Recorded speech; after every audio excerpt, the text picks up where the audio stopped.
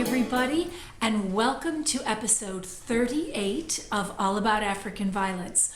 All About African Violets is musically sponsored by Ted Yoder. You can hear his great music and purchase it on his website at tedyoder.com. It's also available from iTunes. Welcome everybody, welcome to my sunroom. Come on in, have a seat. I missed you last week. I know you guys saw me, but I was traveling. I was in Missouri at the Missouri Fiber Retreat. I was taking a weaving class there, and I had a wonderful time. And as you guys were seeing the podcast, I was in the car driving home, and it's a long drive. It's about 6.5, 7 hours. So that's why I recorded early, and it's also why the episode was a little shorter last week, because I didn't have a lot of questions yet on the website when I was able to record, and I had to take my window of opportunity, as it were. Well, it's casual here today at my house. I got a t-shirt on. It is green because I'm recording on Saturday, so tomorrow is St. Patrick's Day. And wherever you are, if you celebrate that, raise a glass of green beer and have a good time. So I think this one could be now a slightly longer episode. I've just got a lot to tell you guys. I've got notes, I've got stuff I wrote down, I've got all kinds of things. So let me put my glasses on and let's get cracking here. I did have, I wanted to mention to you, did you notice that I put a new link on the website, and it is for Francine Pillon. I'm not sure if I'm pronouncing that correctly. She is French Canadian, and she's written a book called St. Paulia. It is available directly through her, but she also has a really great website, and you may have seen some of her hybrids in First Class 2. They're stunners. I think I may have been growing one of them, and it was one that I lost, and so I'm hoping that maybe I'll be able to pick up a few when I'm at National in June. Her plants are beautiful.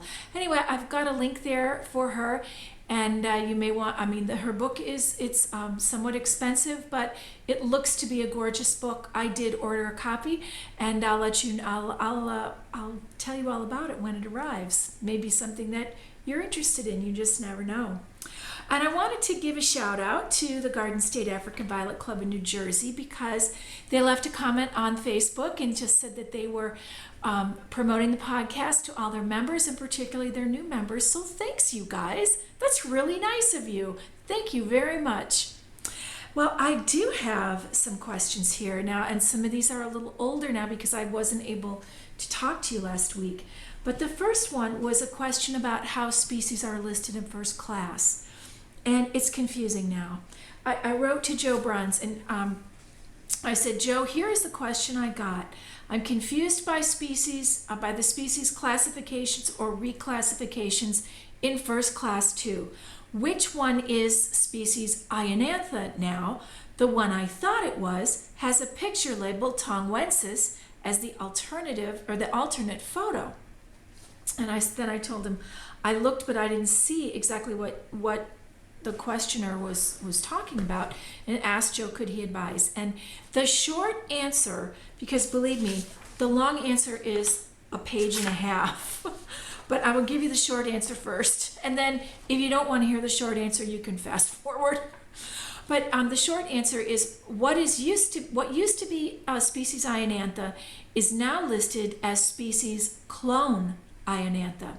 The name and description are for species Ionantha, subspecies Ionantha, variety Ionantha. But the photo is for species clone Ionantha, and the photo is labeled that way. If you actually click on species Ionantha, subspecies Ionantha, variety Ionantha, the main photo is for S. clone Ionantha, and the alternate photo is for S. clone Tongwensis, both of which are considered now as the same species. Okay, you guys, I know that this is very confusing, and that was the short answer.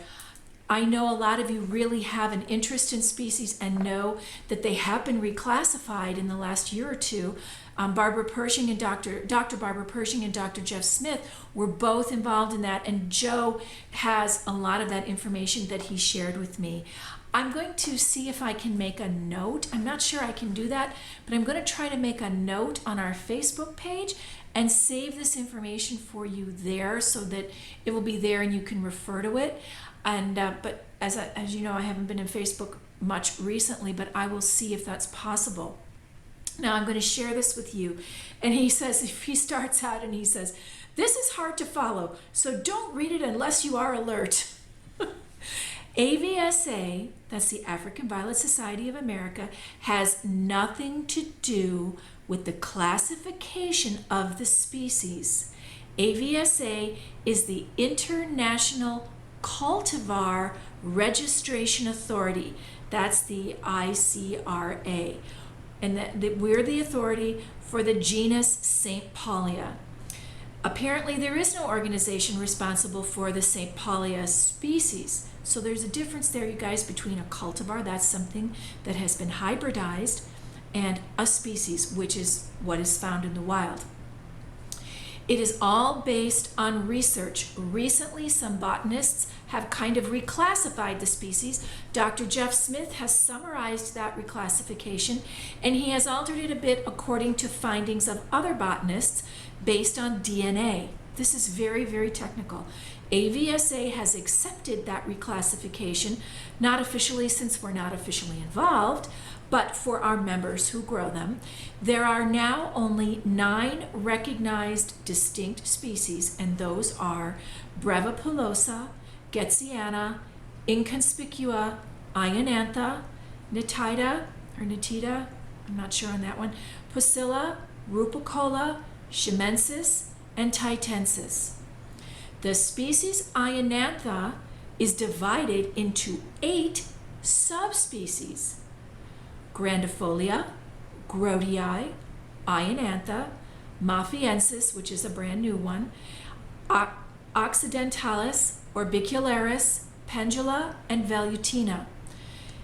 So those are names that you guys may recognize that we used to just consider them species. Well, now they are a subspecies of species Ionantha. The subspecies Ionantha is further divided into 2 varieties: subspecies Ionantha, subspecies Ionantha. Wait a minute, let's start over. It's further subdivided into 2 varieties, and it's a long name. And the first one is subspecies Ionantha.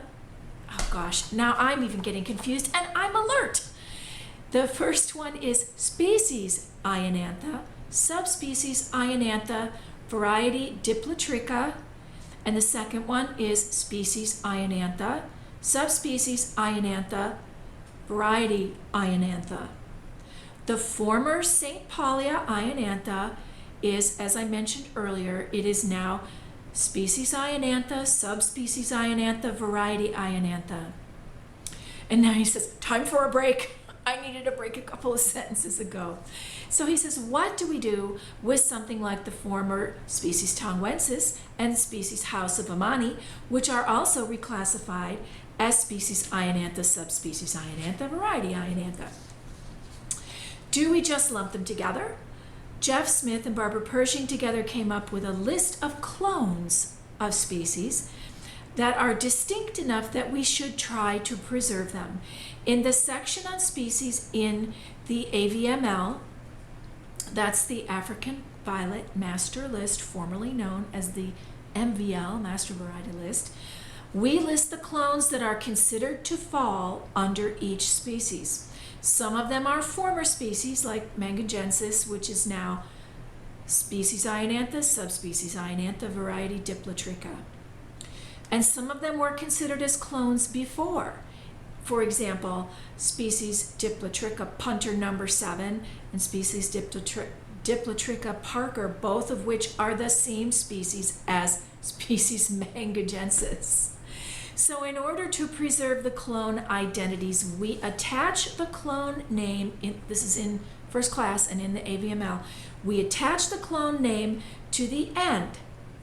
So, for example, species Ionantha, subspecies, species Ionantha, subspecies Ionantha, variety Diplotricha, clone Diplotricha Uppsala 3085. And then he says, can you imagine fitting that on your plant label? No. So AVSA came up with a shorthand method where you use the registration number of the species to which it belongs, followed by the clone name. And so they're actually ID numbers because he says AVSA has no authority to actually register them. So for example, if you're looking in first class, it will say S5C2 clone Diplotricha Uppsala 3085. And then he says, okay, if you are still awake, just one more thing. Jeff Smith wrote descriptions for the 9 species, the 8 subspecies, and the 2 varieties. However, nobody has written descriptions for the 68 different clones. That was a dilemma for me in listing them in first class. The solution I came up with, which is only temporary until somebody actually writes descriptions for the clones, was to point the clone names to the names and descriptions of the species to which they belong. For example, when you click on S. clone difficilis, the name, description, and photo on the right, and this is all in first class, you guys, when you click on that in first class, the photo on the right are for S, or species Ionantha, subspecies Grotii. When I have a picture of the actual clone, I put a label on the bottom of the photo indicating the clone name. So I know that that is a very long, I hope you're awake. Are you awake? Wake up! It's a very long and very technical description, and as I said, I will, but I wanted to share it with you because it really is important. So I will try to see if I can, create this as a note, and so that we can keep this information, because I'm sure that someone will ask this question again. Well, and I had another question that I really wanted to answer, and I couldn't do it last week because I was gone, because I didn't get all the information in time, and I'd already recorded for the podcast list last week. And this is about the plant Starry Night Blue. It's a plant that I'm growing, and it's a plant that Lee is growing, and I think Karina is growing it. But Lee left a message and said, she posted I asked her, she said, it's not, it's my leaves don't look like your leaves. Mine are spooning and curling up. And I asked her to post a picture of it on the Facebook page so that we could see it. And I have never seen anything like it before. So I went to Joyce Stork and Dr. Jeff Smith, and I said, hi, you guys, if you have a chance, would you look at the photo of Starry Night Blue that a viewer posted on the Facebook page? She says it's been spooning like that ever since she's grown it, and she's wondering if something is wrong with it. I've never seen anything like this. My plant of this variety is young, but it's not spooning, and another viewer left a link in the website comments to her plant, which has foliage that looks like my plant. In other words, it's not spooned. My thoughts are either culture or a trait from one of the parent plants may be coming through, but I don't even know if that's possible genetically. I did a quick search to see that too much light could be a culture problem that could cause spooning, but have you ever encountered that? Well, Dr. Jeff Smith replied and said, Starry Night Blue is a serrano plant, and as such it would have been developed and grown under greenhouse conditions. And this is really interesting because this has come up a couple of times in the last few weeks, where a plant seems to be growing differently at home than it maybe did, in the greenhouse. So he said it might be that now that it's growing under if it's now being grown under non-greenhouse conditions, it might be showing some slightly different traits, such as the possible spooning. He said it's not the same as the spooning he has seen in plants such as Buckley's spoon, which is a vintage variety, an old cultivar that is known for spooning foliage. And so in summary, he said it's probably a genetic trait that is being expressed because of cultural conditions. So it has to do with how it's being grown. And then, and he said it would be interesting to hear what the light and temperature conditions are of the grower who has the spooned foliage. So Lee, if you want to leave that info on the website for us, it will be interesting to know. Because Joyce then said that she agreed with Dr. Jeff and said it doesn't look like true spooning to her either, where she would expect the tip of the leaf to also cup up so that the leaf would hold water. And she said that Kent has had some hybrids that will tend to spoon when the growing area is much cooler than normal. And once a leaf spoons, it tends to stay that way. But then, if you adjust your growing conditions, she said the center leaves, the new leaves in the crown, would come in normally after the conditions warm up. And And one of the things she said, and I think this is so true, is think about, if you are buying all your plants from just one vendor or hybridizer, it's really good to change it up once in a while and have some plants from one place and some plants from another and some from another, because the Serrano and Lyons hybrids, they're gorgeous. They're absolutely gorgeous, but they are grown in a greenhouse. And so that could make a difference. So she said, if your growing space is different than the vendors, you may find that the plants will do differently, will grow differently for you at home. And here's something that she said, because who wants to give up growing a certain plant? I mean, they're all gorgeous. So a plant that they may have been hybridized or grown in a greenhouse may do better in natural window light. So that's something to really think about, that maybe look at your location and see about shifting a plant around. And that could be very, very helpful. And conversely, a violet that might have been grown in very controlled, greenhouse is not as controlled. The light is natural light, the temperatures have different fluctuations.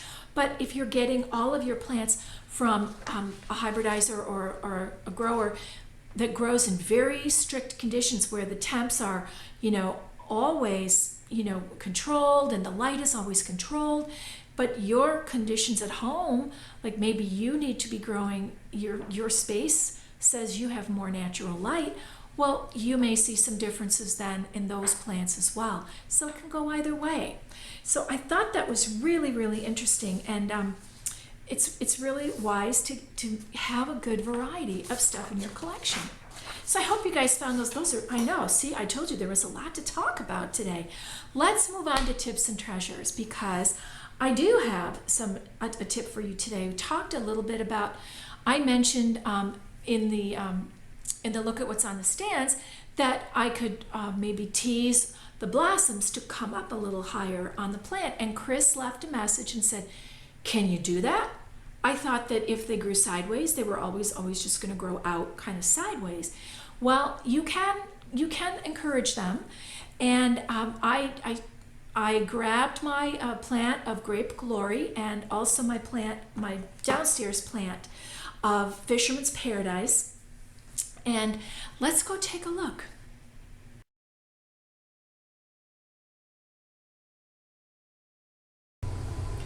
Hi guys, I'm down here in the basement with Grape Glory, and I wanted to show you, Chris asked, I had mentioned teasing the blossoms or helping them grow upward a little more easily, and he asked about that and wondered if that was even possible. Well, in my experience, it is. And this is Grape Glory, and you guys have been watching it grow for a while, and I let it stay in bloom. And because I am going to have to take these blossoms off, I figured this one would be a good one to show this to you on. You would really want to do what I'm going to show you here in a minute when the plant is a little bit younger, and give it a little bit of help. So, but I've got another one to show you as well. Now, someone else asked me about where the crown of the plant is, and it's right there in the middle. That's the crown.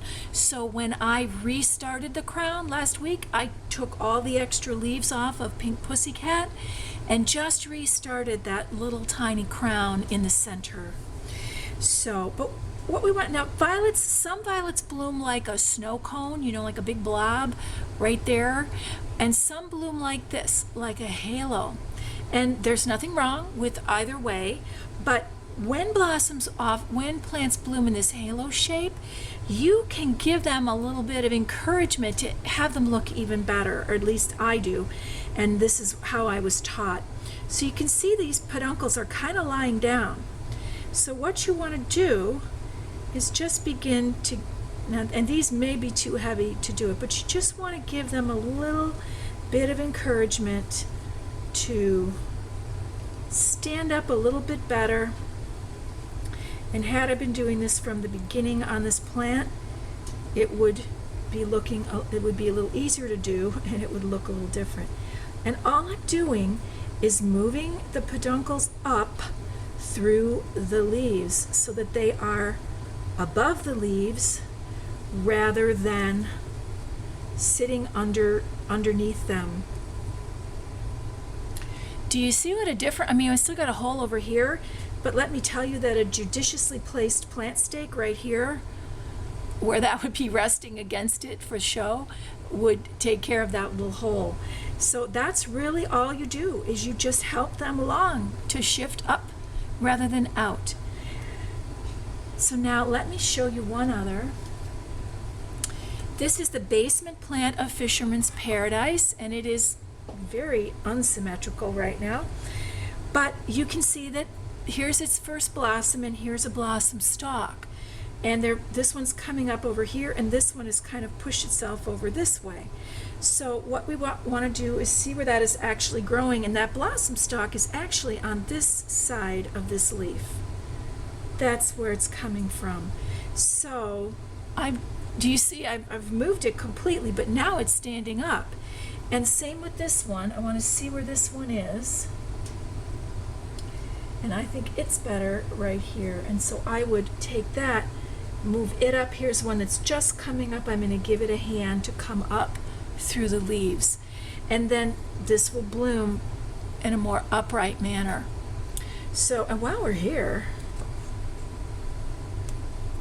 let's just take a few of these leaves off. Looks ridiculous. Give it a little better shape. I'm going to leave this one for now, although it will eventually go. Because somebody else asked me about potting. And how do you get the pot? Where do you put the plant in the pot? Well, you want to center it in the pot. And you'll see, here's our crown. And you'll see that this pot is, you see my hands there, here's the rim. And so the plant is centered in the pot. And I don't know if you can see, I'm trying to shift this for you, that there is maybe 1/4 of an inch of space between the dirt and the top rim of the pot. That's usually enough to keep it so the plant is there, but that the bottom leaves still have the opportunity to grow straight out rather than up, because they're leaning. Like if it was too low in the pot, the leaves would be stuck against the rim of the pot and pushed up this way rather than laying flat this way. So it took me a while to learn that. I was always planting things too low in the pot for at least a year when I was a beginning grower. It's just a matter of continuing to work with it, and the more you do it, the easier it gets, and you begin to develop an eye for it. All right, that's our tip and treasure for today. I'll be right back.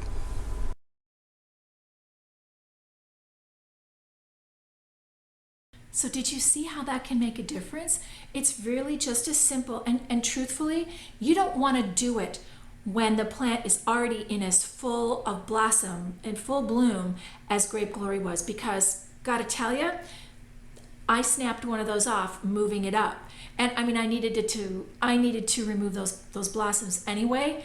So so you'll still see it. I think I shot the look at the stands before I took it downstairs, so you get one more look at those beautiful blossoms. And that's a lion's plant. I love that plant. Anyway, you want to start doing this when you're on the pre-show schedule and the blossom stalks are just popping up. And I have done that actually today on all of my show plants. When you see them on the look at what's on the stands, you'll see that some of them are starting to come up above the leaves, but some are kind of laying there. And I have gone through and kind of just gently help them stand up, get through those leaves and stand up straight. So I wanted to show you on a plant with a lot of blossoms so you could really see the difference it makes, because there's nothing wrong with letting them bloom out the side like that in that halo form, but they will stand up in the halo if you have been kind of training them and encouraging them from the beginning. So that, I really want to show you guys that. Well, speaking of the look at what's on the stands, I think it's time to go and take a look. I'll be right back.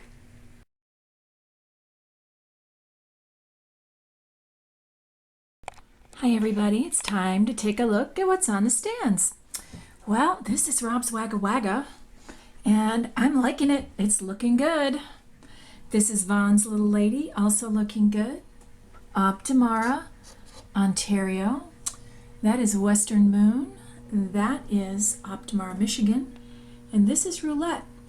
And I have teased their blossoms up above on the single crown plants, giving them a little help to get up above the leaves, and I'll show you how that can be done in another segment. Here's the second shelf.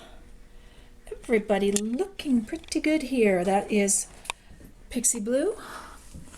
Got a little blossom facing the other way, but it's very cute. I'm liking it.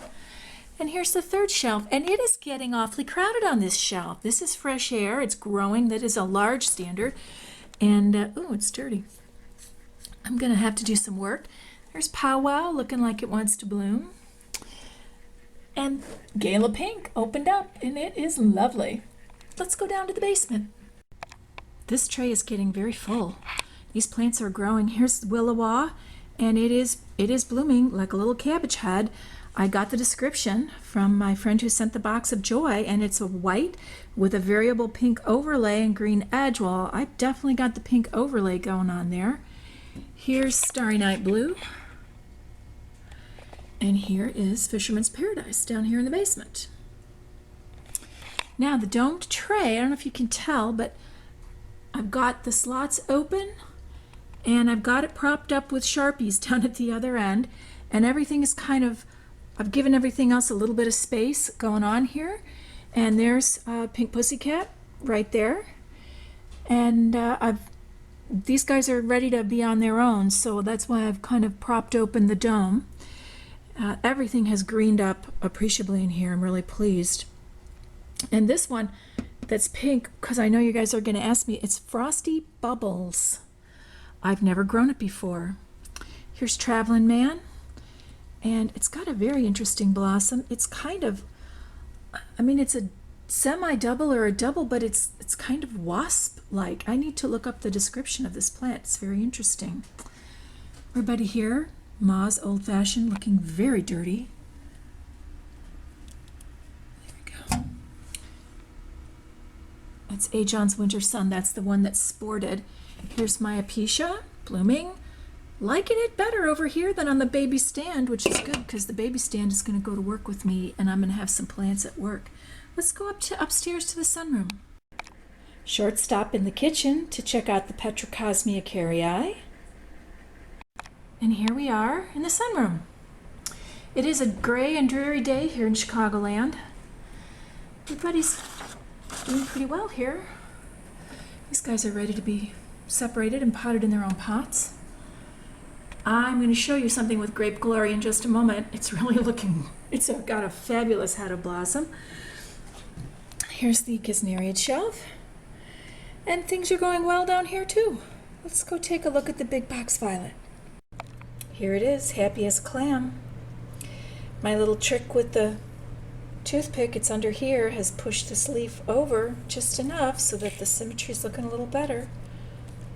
And it's growing. That's the look at what's on the stands this week. I'll be right back.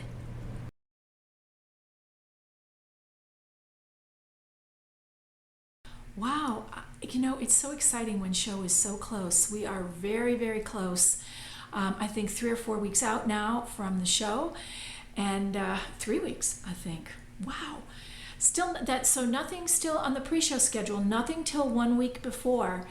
But you can see that blossoms are coming, things are happening, and it's very interesting. I talked to Joyce Stork about this because I started like a week early on the pre-show schedule just to really, you know, get things set up and repotted and all done.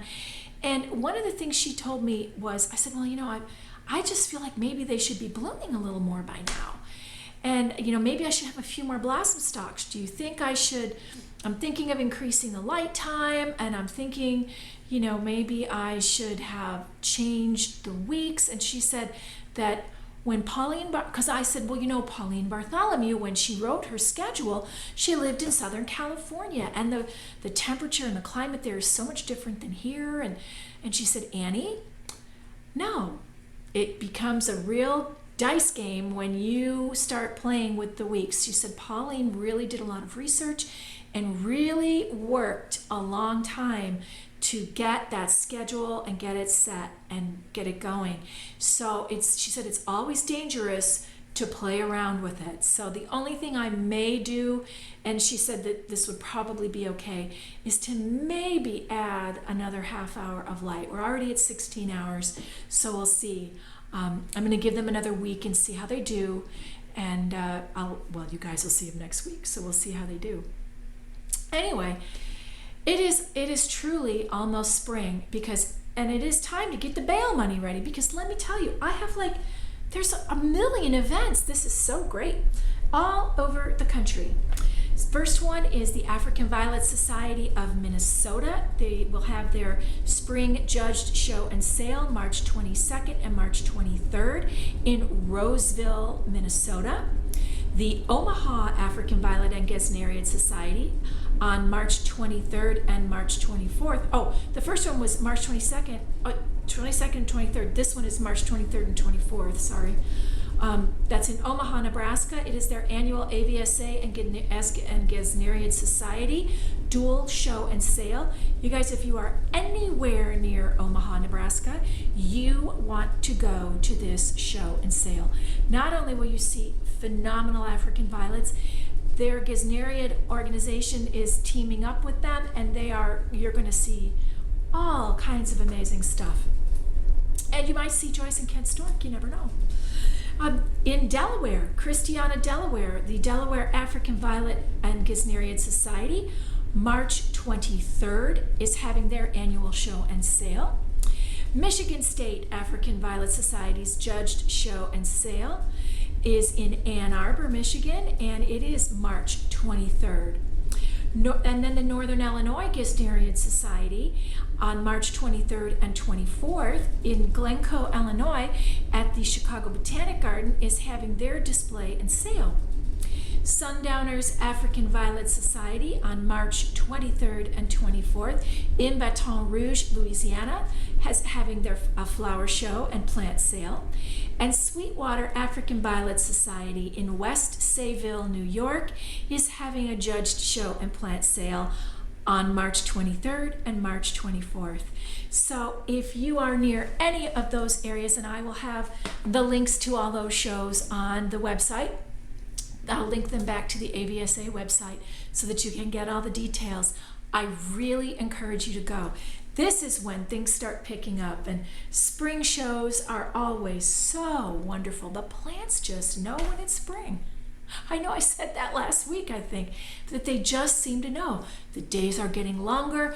We're in daylight savings time here now in Illinois, and so there's more light during the day as well, and things are growing. So I really encourage you, and of course also the National Convention info is also on the AVSA website, and I will link to that as well.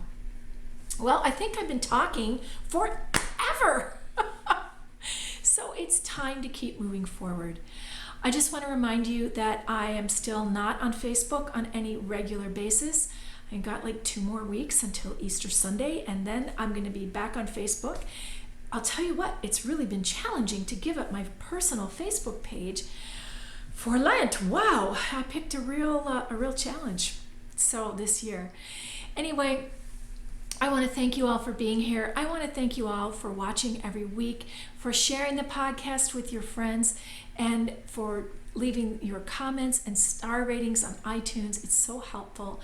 I so appreciate all of you. I hope that you have a wonderful week. I hope that your days are filled with all the things you love. Good growing. I'll see you.